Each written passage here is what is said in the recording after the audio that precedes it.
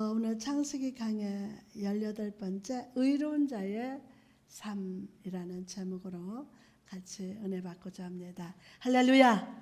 겨울이 그 마지막 입김을 내뱉고 있는 이날, 주님의 따스한 은혜를 기대하며 이 자리에 나온 성도 여러분을 주님의 이름으로 축복합니다. 여러분들 옆에 주님의 이름으로 축복합니다. 부디 오늘 이 설교를 통해서 하나님께서 여러분 각 사람을 위로하시고 성령의 충만과 능력으로 채워주실 줄 믿습니다. 어느 날 한 왕이 거울을 보고 있었습니다. 그때 그 거울 속에 왕과 똑같이 생긴 남자가 튀어나오더니 이런 질문을 합니다. 자네 어떻게 왕이 되었는가? 왕이 대답합니다. 남보다 잘났고 남보다 능력이 있어서 내가 왕이 됐죠? 이 말을 들은 거울 속의 남자는 이 세상에서 자네보다 능력이 있고 자네보다 잘난 사람이 얼마나 많은지 자네는 아는가? 라고 말합니다. 그리고 그 남자는 또다시 자네는 어떻게 왕이 되었는가? 라고 물었습니다. 내가 뛰어났기 때문에 왕이 되었죠? 거울 속의 남자는 이 세상에서 자네 아내보다 뛰어난 사람이 얼마나 많은 줄 아는가? 그러면서 거울 속의 남자는 계속 자네는 어떻게 왕이 되었는가? 계속 묻습니다. 자네는 어떻게 왕이 되었는가? 왕은 곤혹스럽습니다. 이 말 저 말 하면서 이렇게 왕이 됐지요? 저렇게 왕이 됐지요? 하다 보니까 몸에서 진땀이 납니다. 그래도 이 사나이는 계속 말합니다. 자네는 어떻게 왕이 되었는가? 결국에는 이 왕이 두 손을 들고 대답을 합니다. 제가 무엇 잘한 것이 있습니까? 그저 하늘의 은혜 덕분이죠. 그러자 비로소 남자는 웃으면서 거울 속으로 들어갔다고 합니다. 여러분 묻겠습니다. 여러분은 어떻게 성도가 되었습니까? 대답해 보세요. 여러분은 어떻게 성도가 되었습니까?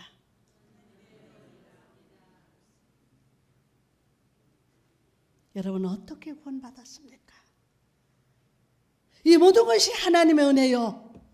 우리를 죄에서 구원하사 의롭게 하신 예수 그리스도의 은혜 때문인 줄 믿습니다.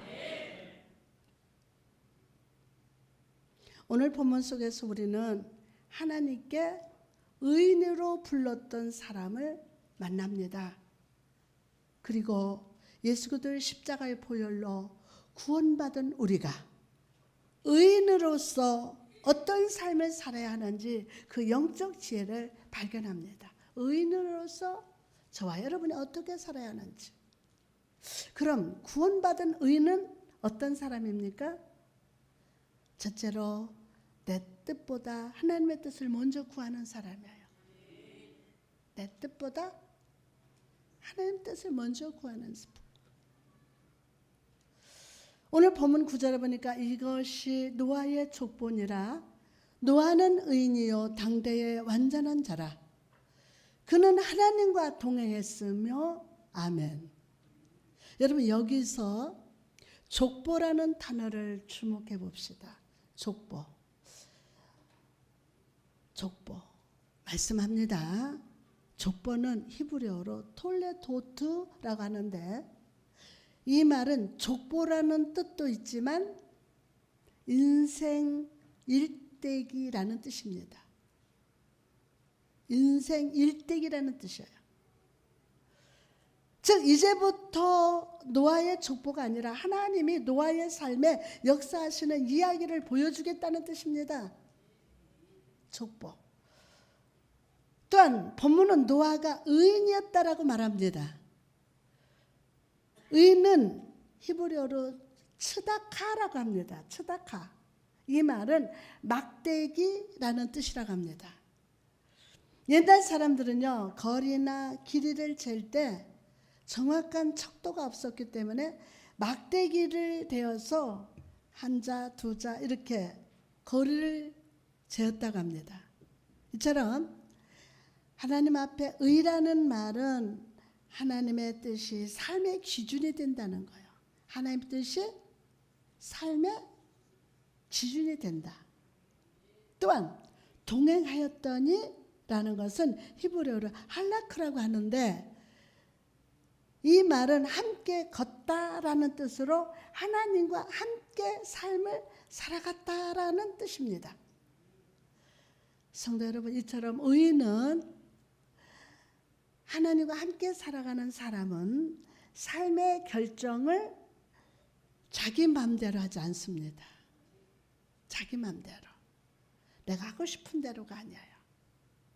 기도하면서 하나님의 뜻을 구합니다. 뭐 하면서? 기도하면서 하나님의 뜻을 구하는 거예요. 무엇인가 이뤘을 때도 내가 이뤘다라고 자랑하지 않습니다. 매 순간 하나님이 하셨습니다 라고 영광을 주님께 돌리는 겁니다. 그렇다면 여러분, 우리가 내 뜻을 구하는 자가 아니라 하나님의 뜻을 구하는 자로 살기 위해서는 어떻게 할까요? 바울은 우리가 먼저 계시의 영을 받아야 한다고 합니다. 무슨 영? 계시의 영을 받아야 한대. 오늘 받을지어다. 에베소서 1장 17절 말씀하니까 우리 주 예수 그리스도의 하나님 영광의 아버지께서 지혜와 계시의 영을 누구에게? 너희에게 주사 하나님을 알게 하시고. 여러분, 여기서 계시라는 단어는요, 헬라어 아포칼립스, 칼립시스라고 합니다. 이 말은 드러내다, 덮개를 벗겨내다, 또는 진실로 폭로하다라는 뜻으로서 계시의 영을 받는다는 것은 핵심을 간파하는 깊은 통찰력을 가지고 우리의 삶과 상황을 바라보시는 하나님의 그 시각을 이해하고 주님의 주권적 손길을 분별하는 능력인 줄 믿습니다. 아멘. 다시 말해서 상황과 환경에 따라 흔들리고 식어버리는 믿음이 아니라, 어떤 환경 때문에, 어떤 문제 때문에 식어버리는 그런 믿음이 아니라 모든 상황 뒤에서 섭리의 손으로 일하시는 그 하나님을 바라보며 사는 사람이 바로 계시의 영을 받은 자임을 믿으시기 바랍니다. 여러분, 예수님을 보시기 바랍니다. 예수님께서 이 땅에 계실 때 그분은 당신이 하나님께로부터 오신 것, 바로 근원을 알고 계셨어요. 근원. 또한 예수님은 이 땅에 영원히 거할 것이 아니라 다시 돌아가야 할 곳이 어딘지를 분명히 아셨습니다. 다시 말해서 목적지를 알고 계셨다는 거예요. 목적지를. 나가서 예수님은 하나님께서 예수님의 손에 구원의 놀라운 능력을 맡기신 것을 알고 계셨어요. 예수님이 이 땅에 오신 궁극적인 목적, 그것은 바로 십자가에서 죽으셔서 모든 사람을 죄와 사망에서 구원하시는 하나님의 일을 이루시고 위하심을 아셨다는 겁니다. 누가? 예수님이. 자, 요한복음 13장 3절 말씀 보니까 저녁 먹는 중에 예수는 아버지께서 모든 것을 자기 손에 맡기신 것과 또 자기가 하나님께로부터 오셨다가 하나님께로 돌아가실 것을 아시고 다 아셨어요. 여러분, 이처럼 예수 그리스도의 십자가 보혈로 제사함을 받고 의롭게 된 우리도 내가 누구인지를 분명히 알아야 합니다. 내가 누군지를 분명히 알아야 돼요. 우리는 누구입니까? 여러분, 우리는 누굽니까? 우리는 하나님께로부터 온 자예요. 다시 한번, 우리는 하나님께로부터 온 자입니다. 일생 동안 하나님의 영광을 위해 살다가 하나님께로 돌아가야 할 존재입니다. 하나님께로부터 온 자. 일생 동안 하나님의 영광을 위해 살다가 하나님께 돌아가야 돼요. 돌아갈 내 고향 하늘나라. 하나님께로 왔다가 하나님께로 돌아가는 거예요. 그러나 많은 주의 자녀들이 이 근원을 잃어버린 채 세상의 것을 추구하며 살아갑니다. 세상의 물질, 명예, 권력, 인기를 얻으려고 열심히 살아가고 있습니다. 그러나 그 결과가 무엇입니까? 요즘 우리 귀에 들려오는 소식을 들어보세요. 세상의 권세자들도 물질을 추구하던 사람들 모두 그 잘못이 드러나 감옥에 있는 모습을 보지 않습니까? 여러분, 마땅히 알아야 할 것을 아는 자가 성도입니다. 내 인생의 출발도 하나님이시요, 목적지도 하나님이시요. 목적도. 내가 할 일도 주께 영광 돌리는 것임을 아는 사람이 바로 우리 임마누엘 교회 성도들인 줄 믿습니다. 나가서 계시의 영이 임하면 하나님이 내 마음을 아심을 압니다. 계시의 영을 받은 사람은 상황과 환경에 따라 흔들리고 식어버리는 믿음이 아니라 모든 상황 뒤에서 섭리의 손으로 일하시는 하나님을 바라보면서 사는 사람이라고 했던 것처럼 성도된 우리는 무엇보다 하나님의 시각으로 나와 내 삶과 환경을 바라보는 자가 됩니다. 다윗은요, 이런 하나님을 알았어요. 그리고 그 하나님께 이렇게 고백합니다. 시편 139편 1절에서 4절 보니까 여호와여 주께서 나를 살펴보셨으므로 나를 아시나이다. 주께서 내가 앉고 일어섰음을 아시고 멀리서도 나의 생각을 밝히 아시오며 나의 모든 길과 내가 눕는 것을 살펴보셨으므로 나의 모든 행위를 익히 아시오니 여호와여 내 혀의 말을 알지 못하시는 것이 하나도 없으시니다. 하나님이 여러분 아세요. 이게 축복이잖아요. 다윗에게 있어서 하나님은 자신의 생각을 아시는 분, 입으로 말하지 않는 마음 깊숙한 곳의 말도 아시는 분이에요. 자신의 행동, 생각, 마음에 이르기까지 모르는 것이 없는 분이시기 때문에 다윗은 어떤 상황이나 환경에서도 믿음이 흔들리지 않았어요. 아버지 아신다. 내 억울한 것도 안다. 분통 터지는 것도 안다. 다 아셔요. 두려워하거나 도망가거나 회피하지 않고 오히려 굳건한 믿음으로 시험과 고난을 극복했음을 믿으시기 바랍니다. 시편 23편 4절 내가 사망의 엄침한 골짜기로 다닐지라도 해를 두려워하지 않는 것은 주께서 나와 함께 하십니다. 주의 지팡이와 막대기가 나를 안위하시나이다. 여기서 다윗이 사망의 엄침한 골짜기라고 말한 것을 주목해 봅시다. 이것은 인생 속에 다가온 위기, 실패, 고난을 의미합니다. 그러나 내 생각을 아시고 내 마음을 아시고 삶의 모든 행동까지 아시는 하나님이 나와 함께하고 계시기에 혹시나 골짜기에 빠지더라도 목자된 주님의 지팡이와 막대기로 건져주실 것을 믿기 때문에 다윗은 두려워하지 않겠다라고 믿음으로 선포합니다. 저를 찾아오는 사람들이 왜 하나님이 나에게 이런 어려움과 고난을 주셨냐고, 왜 이런 질병에 걸리게 하셨냐고 하나님을 원망합니다. 여러분, 그러나 여러분이 스스로를 아는 것보다 하나님의 여러분 각 사람의 생각과 마음과 단점과 장점 모든 삶을 알고 계심을 아십니까? 주님이 여러분을 잘 아시기 때문에 여러분의 믿음 안에서 장성한 자가 되게 하기 위하여 믿음 안에서 장성한 자가 되게 하기 위하여 아멘.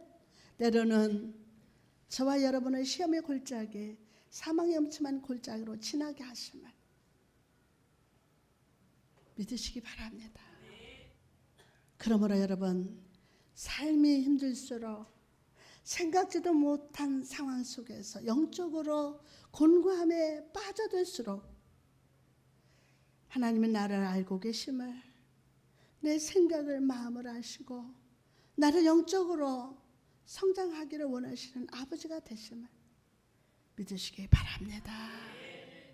하나님이 나를 알고 계심을, 내 생각 마음을 아시고 나를 영적으로 성장하기를 원하시는 아버지, 그 아버지가 누구 아버지예요? 다 같이? 내 아버지야. 내 아버지.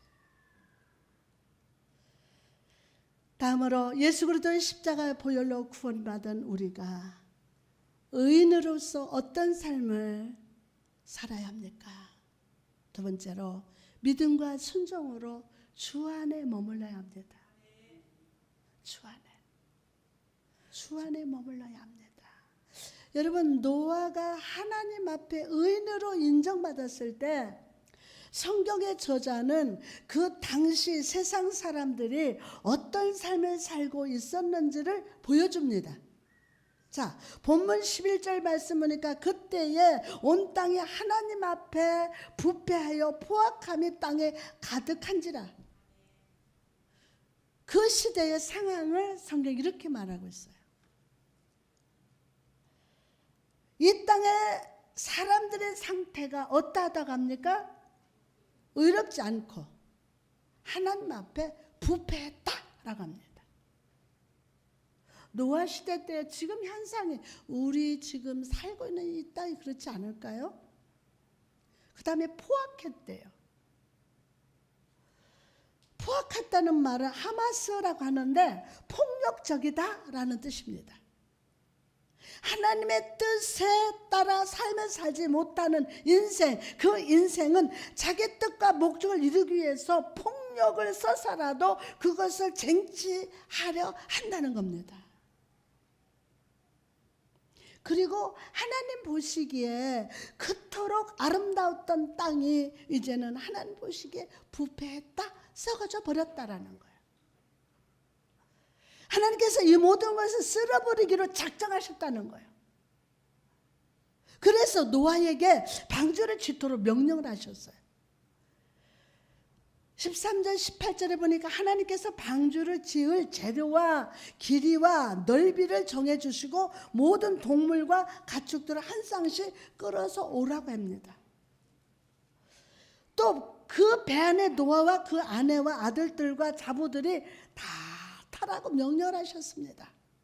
그리고 22절에 보니까 노아가 그와 같이 다 순종했다라고 말합니다.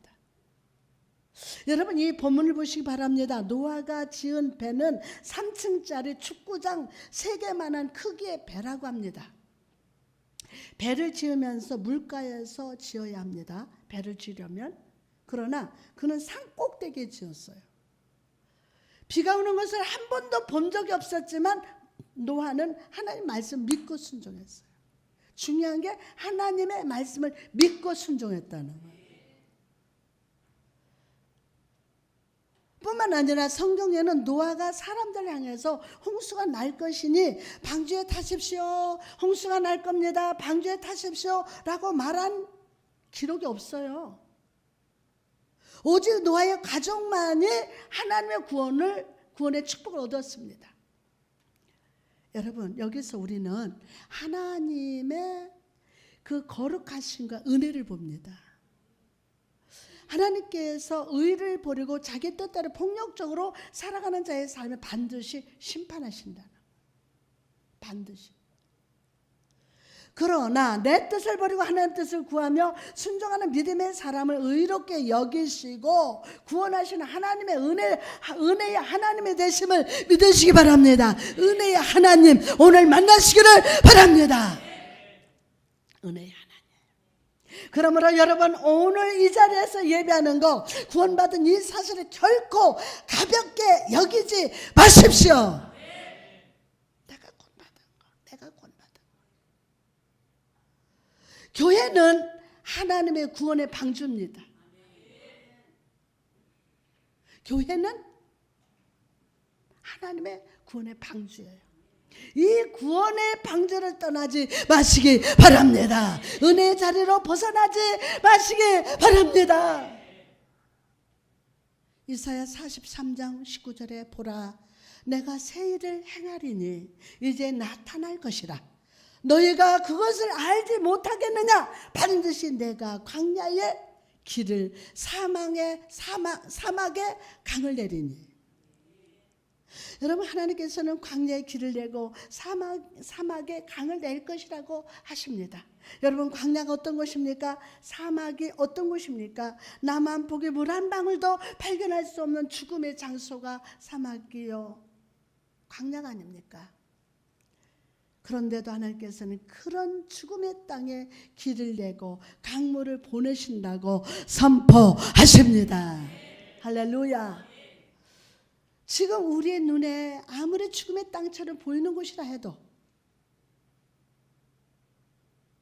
아멘, 하나님이 이 모든 죽음을 물리치시고 생명의 그 눈으로 만드시겠다고 약속하셨습니다.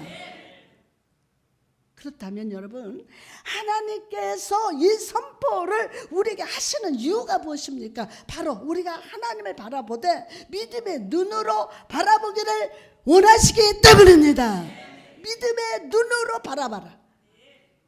세상에 썩어질 것을 바라보는 육신의 눈이 아니라 믿음의 눈으로, 영의 눈으로 나를 바라봐라. 여러분, 예수님께서 광야 위에서 하나님의 베푸실 은혜의 상을 기쁨으로 바라보셨던 것처럼 우리 또한 하나님의 약속을 믿는 믿음으로 우리의 삶의 환경을 바라보기를 원하고 계심을 믿으시기 바랍니다. 우리의 삶이 마치 사막과 같아도 광야와 같다 할지라도 임마누엘 예수 그리스도가 함께 하시면 주의 은혜로 배부르시는 역사, 생명의 강에 흘러오는 역사, 염려의 골짜기가 변화해서 의의 길이 열려지는 역사가 임할 것임을 믿으시기 바랍니다. 오늘 이 믿음이 회복될지어다. 인생의 광야 속에 은혜의 강물이 흘러 들어올지어다. 철로 역정에 보면 크리스찬이 사망의 음침한 골짜기를 지나는 장면이 나옵니다. 그 골짜기에는 도깨비와 송장, 귀신과 괴물들이 가득했고 사슬이 묶여있는 저주받은 영혼들이 막 가득했습니다. 크리스찬이 길을 걸을 때 한 귀신 하나가 무서운 생각을 계속 집어넣어 줍니다. 하나님이 널 버렸어. 하나님 널 버렸어. 하나님 너를 버렸다니까 계속 막 집어넣어 줍니다. 그렇지 않은 정신이 혼미해졌고 깊은 수렁에 빠질 뻔했습니다. 바로 그때 앞에서 어떤 소리가 들려왔습니다. 내가 사망의 음침한 골짜기로 다닐지라도 해를 두려워하지 않을 것은 주께서 나와 함께 하심이라. 주의 지팡이와 막대기가 나를 안위하시나이다. 그리고 이 말씀을 들은 크리스찬은 힘을 얻어서 앞으로 걷기 시작했습니다. 앞으로 나갈수록 귀신들의 소리는 희미해졌고 눈앞에 붉은 해가 솟아오르는 것을 보게 되었습니다. 사랑하는 성도 여러분, 지금 여러분은 어떤 인생의 골짜기를 지나고 있습니까? 그 골짜기에 여러분은 어떤 소리의 귀를 기울이십니까? 여러분 혹시 오늘 또 내 마음속에서 하나님이 너를 버렸다, 하나님이 너를 버렸다 라는 불가능의 소리를 듣고 있지는 않습니까? 혹시라도 여러분이 이 불가능의 소리에 귀를 기울인다면, 부정적인 소리에 귀를 기울인다면 여러분의 믿음은 혼미해지고 낙심이 되면서 결국 절망의 골짜기에 빠질 것입니다. 그러나 오늘 우리에게 말씀을 보내시는 성령의 음성을 들을 때 여러분의 지친 발을 힘을 얻게 될 것이며 밝은 태양과 같은 빛 대신 예수 그리스도가 여러분을 두 팔 벌려 안아주실 것임을 믿으시면 아멘 합시다. 내가 사망의 음침한 골짜기로 다닐지라도 해를 두려워하지 않을 것은 주께서 나와 함께 하심이라. 아멘. 오늘 믿음의 지팡이를 주께 드립시다. 그리고 목자 되신 주님의 인도하심을 따라 주를 찬양하며 따라갑시다. 나가서 오늘 노아처럼 온전히 순종하기를 결단합시다. 우리가 주님께 순종하는 것은 단순한 복종의 행동이 아닙니다. 순종은 믿음입니다. 다 같이 순종은 시작. 순종은 믿음입니다. 순종은 믿음이에요. 순종은 주님이 우리 삶에 위대한 일을 시작하실 것이라는 기대와 믿음을 가지는 것임을 믿으시기 바랍니다. 할렐루야. 성도는 하고 싶은 것을 행하는 사람이 아닙니다. 구원받은 의인의 말씀에 순종하여 해야 할 것을 결단과 의지를 다해서 행하는 자임을 믿으시기 바랍니다. 주의 말씀에 순종하여 해야 할 것을 행할 때 우리는 비로소 우리의 삶의 가치와 의미를 발견할 수가 있습니다. 뿐만 아니라 성령의 인도하심 속에서 해야 할 일들을 발견하며 주님이 우리 삶에 준비하신 감사의 제목들을 발견해야 할 줄 믿습니다. 오늘 발견될저다. 그러므로 인생의 광야에서 불가능의 상황들을 만날 때 염려하지 말고 두려워하지 말고 이 시간 순종의 문, 하나님 말씀의 아멘으로 순종하는 행함의 문을 열고 나아가시기 바랍니다. 모세를 보십시오. 하나님께서는 그의 이름대로 나일강에 버려진 그를 건져내셨습니다. 그리고 애굽의 왕궁에서 왕자로 살아가게 하심으로 그가 필요한 모든 것을 부족함이 없이 채워주셨습니다. 그러나 그가 자기를 의지하고 혈기를 부려서 사람을 죽였을 때 하나님은 그를 미디안 광야로 보내셔서 인생의 의미를 돌아보게 하셨습니다. 그리고 40년이 지나서 80세가 되었을 때 하나님께서는 떨기나무의 불로 임하셨습니다. 모세를 부르시고 바로 왕에게 나가서 내 백성을 보내라고 외치라고 명령을 했습니다. 그리고 모세는 그 하나님 명령에 삶으로 순종했어요. 삶으로. 그럴 때 하나님은 그를 구원의 지팡이로 붙으셔서 민족을 애굽에서 이끌어냈을 뿐만 아니라 홍해를 가르고 반석에서 물을 내는 기적의 사람으로 성숙하게 하셨습니다. 이 시간 순종의 영이 회복될지어다. 여러분 자신한테 시작. 순종의 영이 회복될지어다. 아멘. 순종의 영이 회복돼야 돼요. 순종함으로 성축할지어다. 은혜의 자리에 항상 머물면서 주님의 구원의 역사와 기적을 경험하시기를 주님의 이름으로 축원합니다. 할렐루야. 성령께서 그렇게 기름 부으시고 축복하실 줄 믿습니다. 아멘. 성령님 역사하여 주옵소서.